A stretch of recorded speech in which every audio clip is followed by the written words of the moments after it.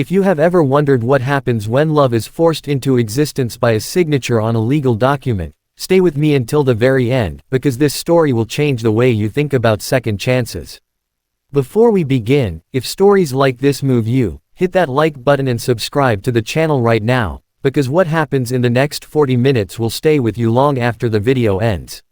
Ethan Cole had exactly $11 in his wallet the morning his life changed forever, and even then, he had already mentally spent it on a loaf of bread and a bottle of his mother's cough syrup before the day was over.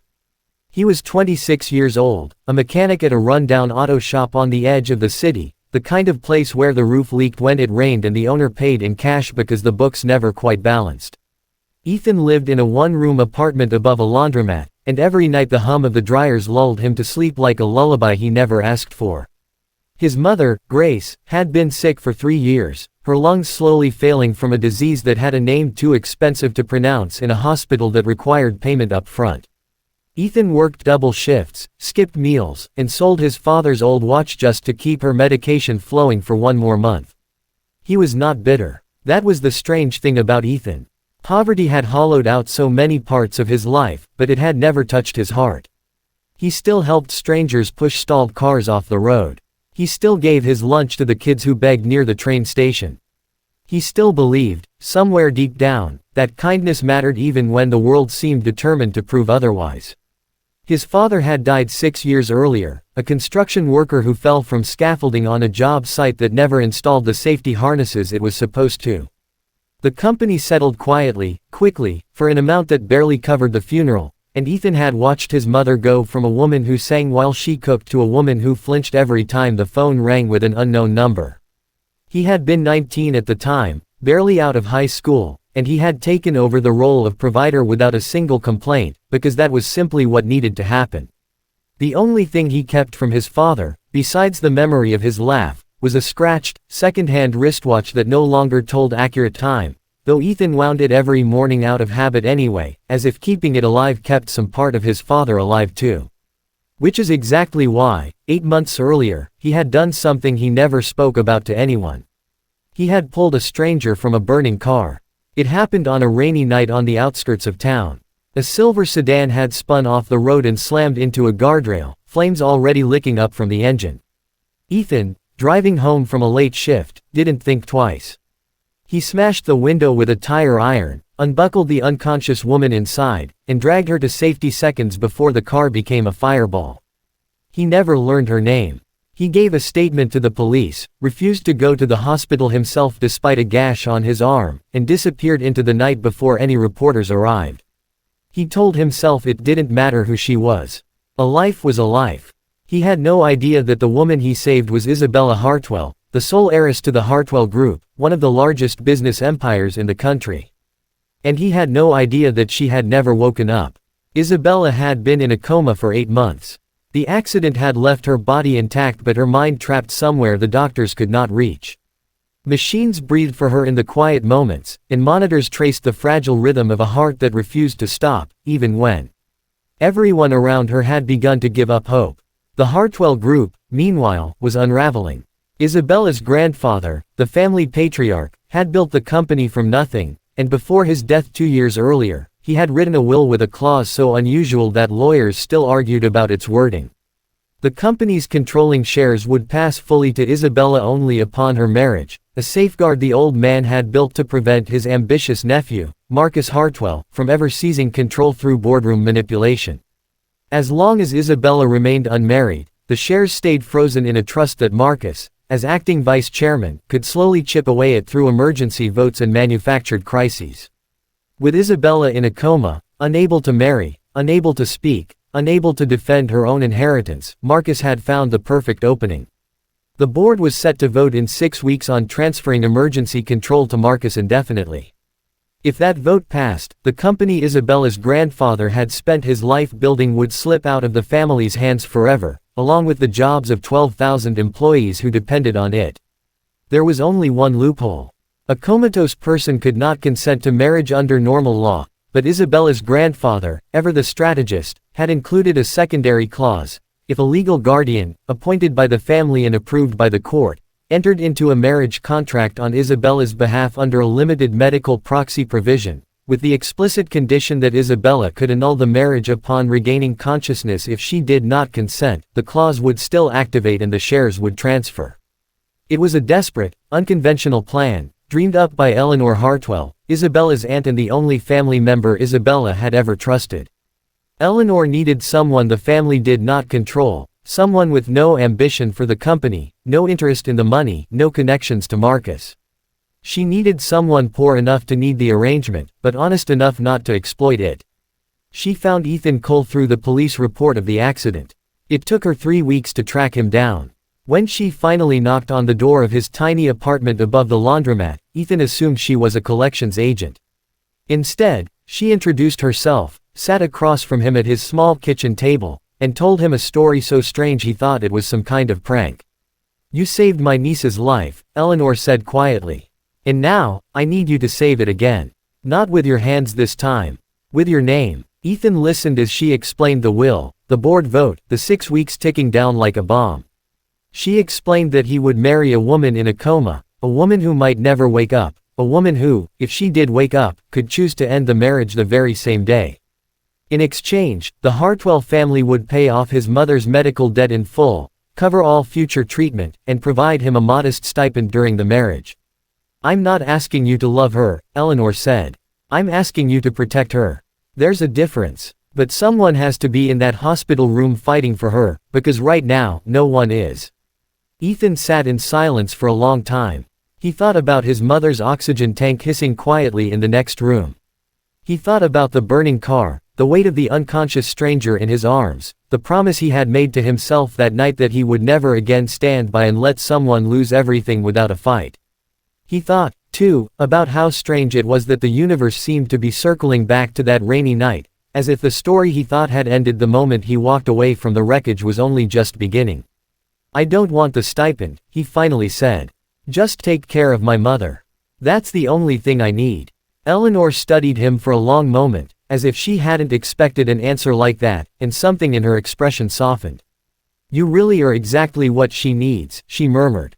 The wedding took place in room 412 of St. Augustine Medical Center, 11 days later. There was no white dress, no flowers, no music. Isabella lay motionless on the hospital bed, her chestnut hair fanned out against the pillow, tubes and wires threading from her arms like fragile roots. A judge stood at the foot of the bed, reading the vows in a hushed, almost apologetic voice, while Eleanor stood as witness, dabbing at her eyes. Marcus was not invited, though word of the marriage would reach him within hours, and it would ignite a fury that would follow Ethan for months to come. Ethan wore the only suit he owned, a second-hand jacket 2 sizes too big, purchased for his father's funeral 6 years earlier. He stood beside the bed, looked down at the pale, unfamiliar face of the woman who was now legally his wife, and felt an overwhelming, inexplicable wave of sorrow.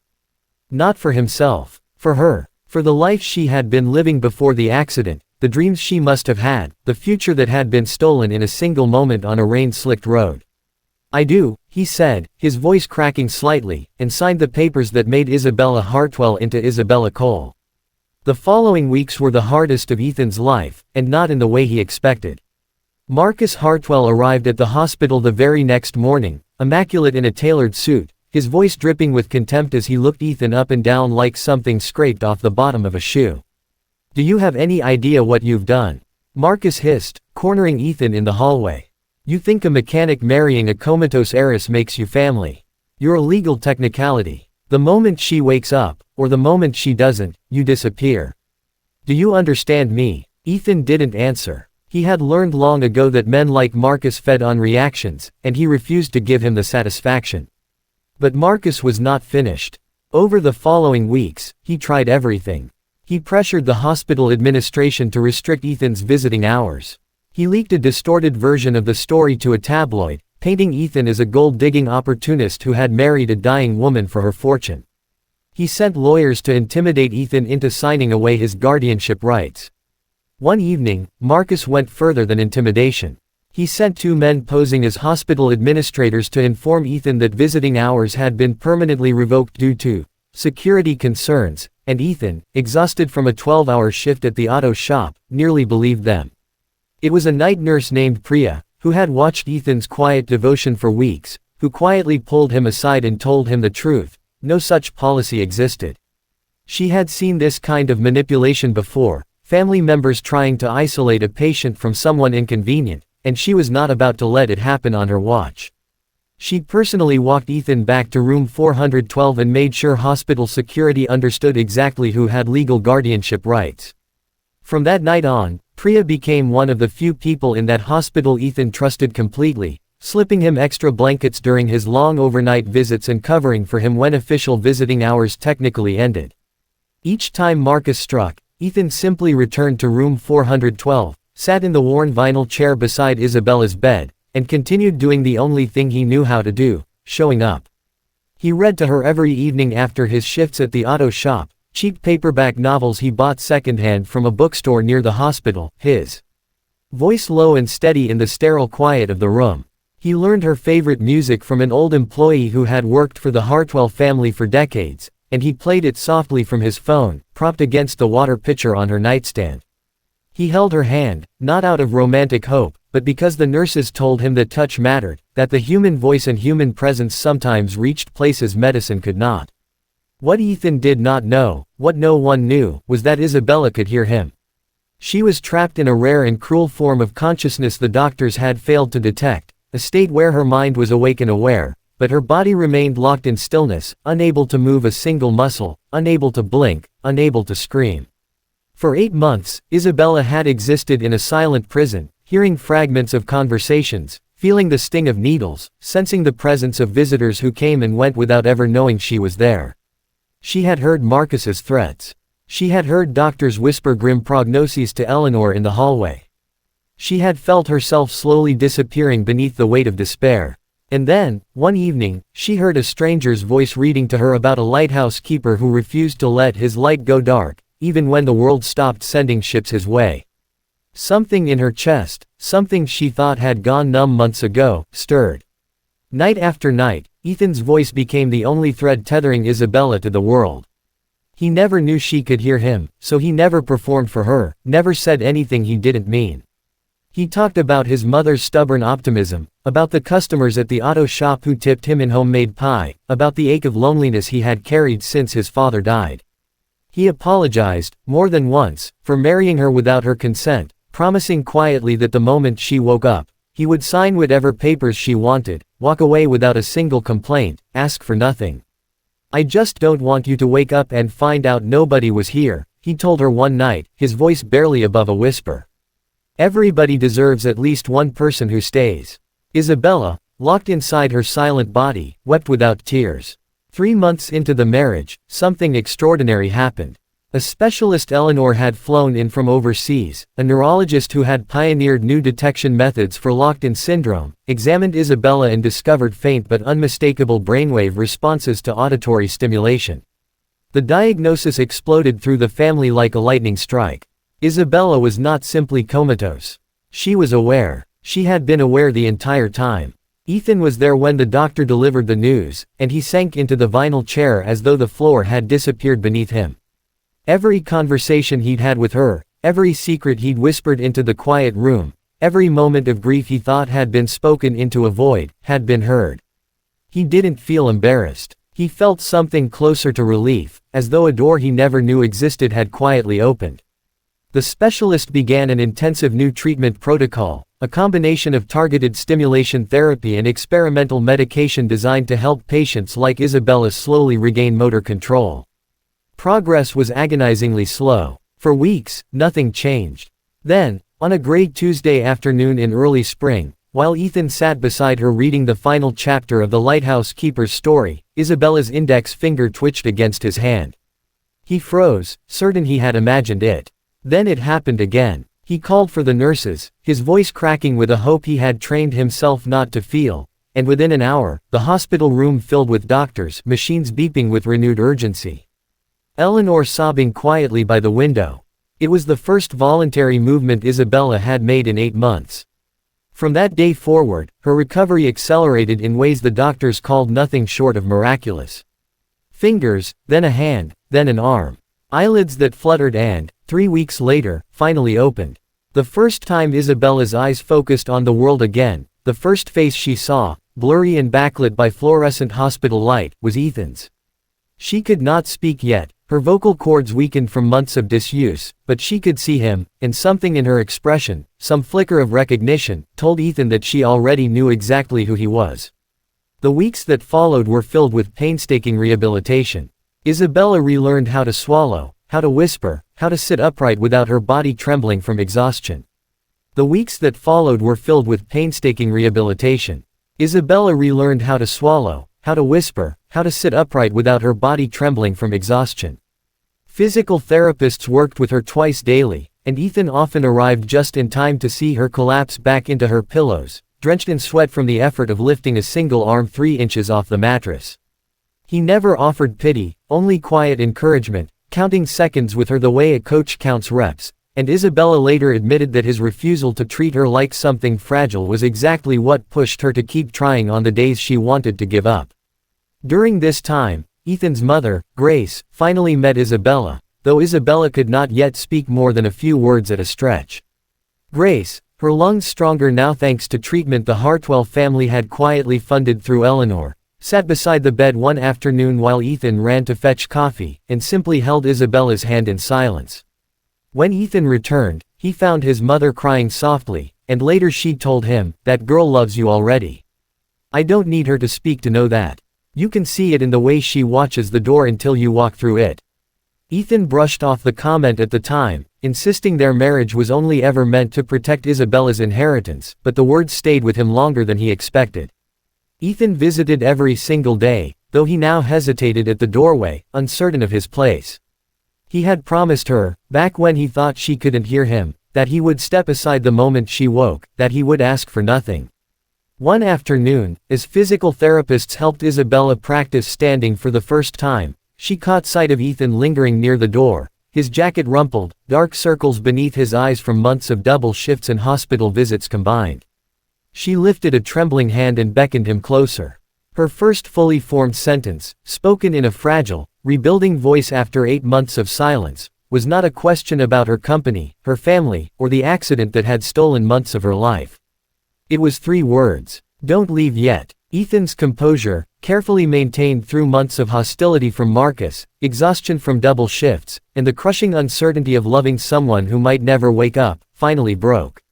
He sat down heavily in the chair beside her bed and wept, and Isabella, still relearning how to move her own fingers, reached out and wiped a tear from his cheek with a hand that shook from the effort. As Isabella's strength returned, so did her memory of the accident, and with it, a piece of the story no one had anticipated. Under gentle questioning from investigators, prompted by inconsistencies Eleanor had noticed in the original accident report, Isabella recalled fragments of that rainy night. A car had been following her before the crash. A car she now remembered had matched the description of one registered to Marcus Hartwell.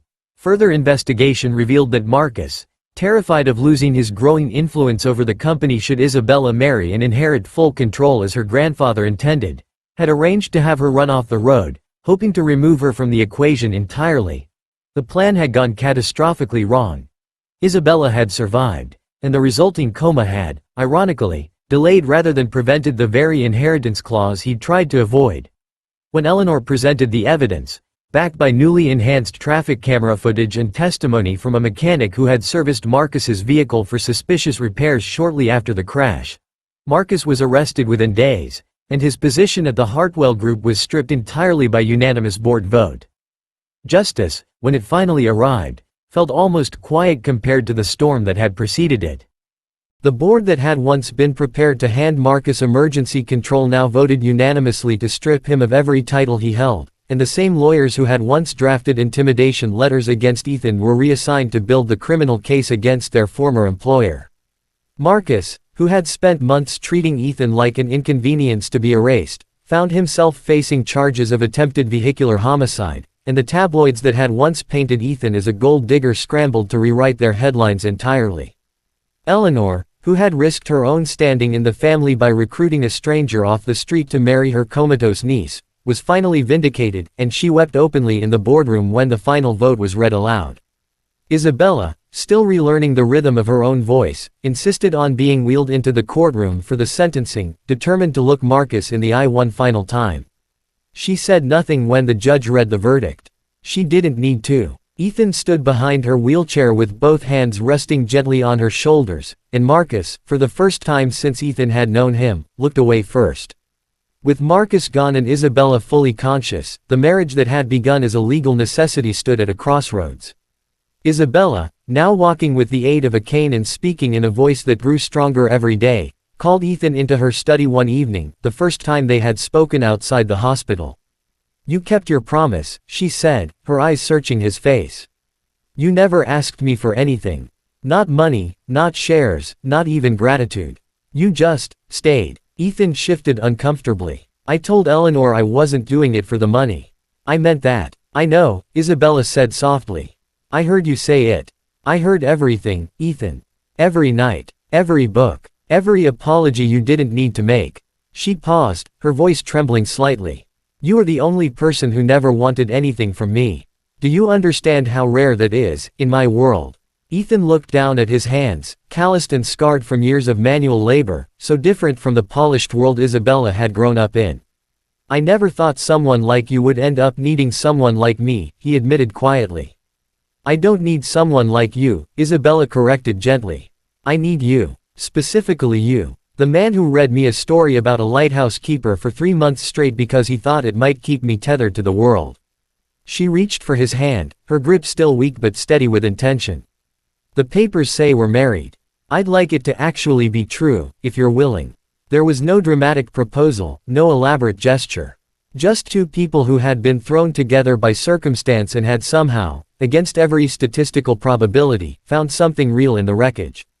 They held a second wedding 6 months later, this time with flowers, with music, with Isabella walking down a garden aisle on legs that had once been declared permanently unresponsive. The venue was the same estate garden where Isabella had spent childhood summers with her grandfather, the man whose stubborn, old-fashioned will had inadvertently brought Ethan into her life in the first place. String lights wrapped around the trees, and the same neurologist who had first detected Isabella's hidden awareness sat in the third row, having become something of a family friend over the course of her recovery. Ethan's mother, her health fully restored thanks to the treatment the Hartwell family had funded, sat in the front row weeping with joy, dressed in a pale blue gown Isabella had personally chosen for her. Eleanor gave a toast so heartfelt that even the hardened board members in attendance found themselves reaching for tissues. Recalling the day she had knocked on the door of a run-down apartment above a laundromat and gambled everything on a stranger's character. Ethan wore a suit that actually fit him this time, tailored specifically for the occasion, though he insisted on keeping his father's old watch, repaired and restored, on his wrist, its hands finally telling accurate time for the first time in years. Isabella eventually resumed her role at the Hartwell Group, but she restructured the company's charitable foundation to focus on funding research for locked-in syndrome and coma-related neurological conditions, determined that no other family would have to navigate the agonizing uncertainty hers had faced. She personally funded the neurologist's ongoing research overseas, and within 2 years, the diagnostic method that had finally detected her own hidden awareness became standard practice in hospitals across the country, saving countless other patients from being written off as unreachable. Ethan, despite Isabella's insistence that he never had to work another day in his life, chose to open his own auto shop, a proper one this time, with a leaking roof replaced and a fair wage for every mechanic on his payroll. He hired 2 former co-workers from his old shop who had lost their jobs when it finally closed down, and he kept a framed, worn paperback copy of The Lighthouse Keeper's story on a shelf behind the front counter, where customers often asked about it and Ethan simply smiled and said it was a gift from his wife. He often joked that he had gone from having $11 in his wallet to co-owning a company worth billions, but the only thing that had actually changed his life was a woman who heard his voice when he thought no one was listening. Years later, when people asked Isabella how she knew, in the depths of a silence that had swallowed 8 months of her life, that Ethan was the one, she always gave the same answer. "Love doesn't always announce itself with fireworks," she would say. "Sometimes it sounds like someone reading you a story every night, refusing to let you go, long before you ever have the chance to ask them to stay." And Ethan, standing beside her, would simply smile and say nothing at all, because some promises are better kept in silence than spoken aloud. If this story touched your heart even a little, remember to like this video, subscribe to the channel, and share it with someone who still believes love can find you in the most unexpected circumstances. Because sometimes, the people who have nothing to give are the ones who end up giving everything.